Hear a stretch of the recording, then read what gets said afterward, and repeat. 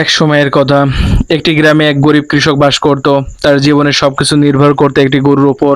গরুটি প্রতিদিন সকালবেলা জঙ্গলের দিকে চলে যেত ঘাস খেতে, আর সন্ধ্যা হলে নিজেই ফিরে আসতো। কিন্তু একদিন গরুটি আর ফিরে এলো না। গরিব কৃষক অনেকক্ষণ অপেক্ষা করে গরুটিকে না পেয়ে চিন্তায় পড়ে গেল। সে ভাবলো গরুটি হয়তোবা কোথাও আটকে গেছে বা বিপদে পড়েছে, তাই সে সাহস করে জঙ্গলের ভেতর ঢুকে পড়লো। জঙ্গলের গভীরে গিয়ে হঠাৎ সে একটি বড় গুহার সামনে পৌঁছালো। গুহার মুখে গরুটির পায়ের ছাপ দেখতে পেল সে, কিন্তু গুহাটির চারপাশটা ছিল ভয়ঙ্কর, নিস্তব্ধ ও গন্ধে ভরা। হঠাৎ গুহার ভেতর থেকে একটি গর্জন ভেসে এলো, গর গর গর। কৃষক বুঝতে পারলো এটা নিশ্চয়ই কোনো সিংহের গুহা। তবুও তার গরুকে ছাড়বে না বলে সে একটু এগিয়ে গেল। গুহার ভেতর ঢুকে কৃষক দেখলো গরুটি সিংহের সামনে দাঁড়িয়ে আছে, কিন্তু আশ্চর্যের বিষয় হলো সিংহটি আহত। তার পায়ে বড় বড় কাঁটা লেগেছে এবং হাঁটতে পারছে না। গরুটি সিংহের পাশে দাঁড়িয়ে সহানুভূতি মুখ চাটছিল। কৃষক সাহস করে ধীরে ধীরে এগিয়ে সিংহের ক্ষত দেখে কিছু গাছের পাতা রস লাগিয়ে দিল।